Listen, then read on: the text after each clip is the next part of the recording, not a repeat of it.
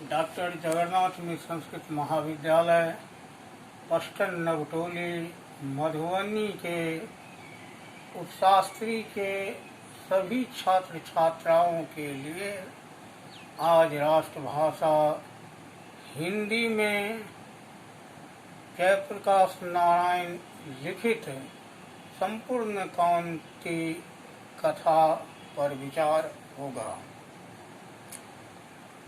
संपूर्ण क्रांति के कथानक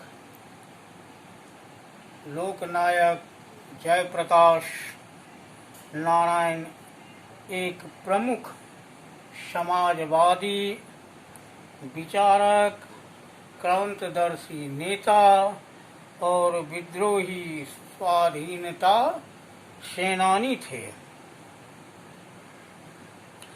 इनका जन्म 1902 ईस्वी को सीता वदियारा गांव में हुआ था। इनकी प्रारंभिक शिक्षा गांव में ही हुई। बाद में पटना कॉलेजिएट स्कूल में इनकी दाखिला हुई। इन्हें बिहार में हिंदी की वर्तमान स्थिति पर एक लेख के लिए सर्वोच्च पुरस्कार मिला। इसके बाद पटना कॉलेज में प्रवेश किए। असहयोग आंदोलन के दौरान शिक्षा अधूरी रह गई और प्रथम बार इस दौरान भी वे जेल गए।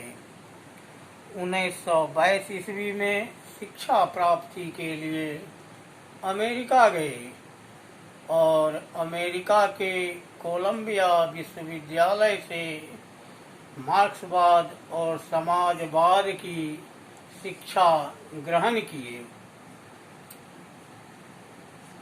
लेकिन मां के अस्वस्थ हो जाने पर वे वहां से स्वदेश लौट आए।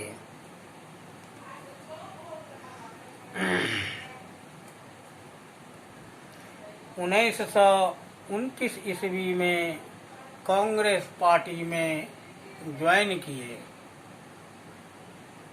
मात्र 3 साल बाद 1932 ईस्वी में उन्होंने कांग्रेस के अंदर ही सोशलिस्ट कांग्रेस पार्टी की स्थापना में अहम भूमिका निभाई।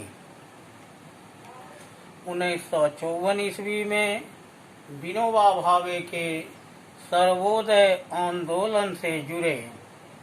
1974 ईस्वी में जन आंदोलन का नेतृत्व किया। यानी पूरा जीवन उनका आंदोलन से ही जुड़ा रहा।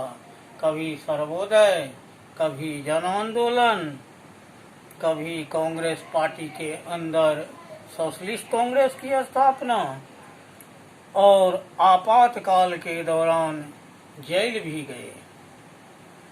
1977 में जब देश में आपातकाल लागू हुआ तो छात्रों और युवाओं का हुंकार बिहार ही नहीं पूरे देश में फूटा, जिसका नेतृत्व वृद्धावस्था के बावजूद बड़े और उमंग और उत्साह के साथ लोकनायक जयप्रकाश नारायण ने किया।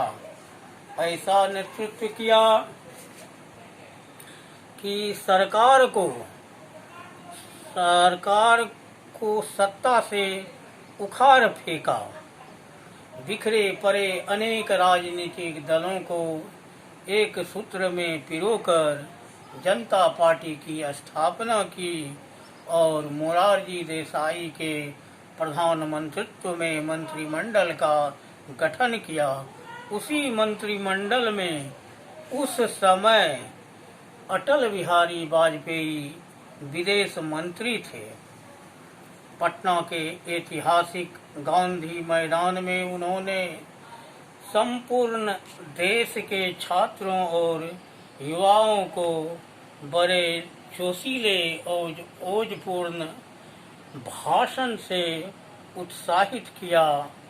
वैसा भाषण आज तक किसी नेता ने नहीं दिया। उन्होंने कहा, क्या कहा?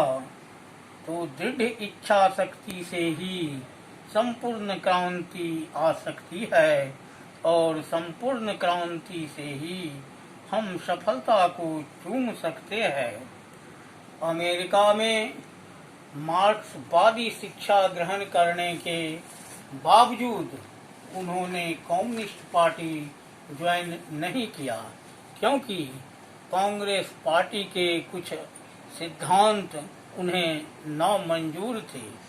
कांग्रेस पार्टी का है हिसाब किताब, लूट लाओ कूट खाओ, जिसे वह नापसंद करते थे।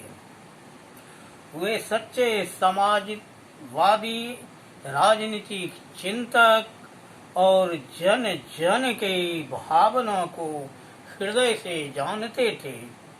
संपूर्ण क्रांति की बात को लेकर वे आगे और बहुत कुछ लिखते हैं। क्या लिखते हैं इस विषय पर अगले क्लास में।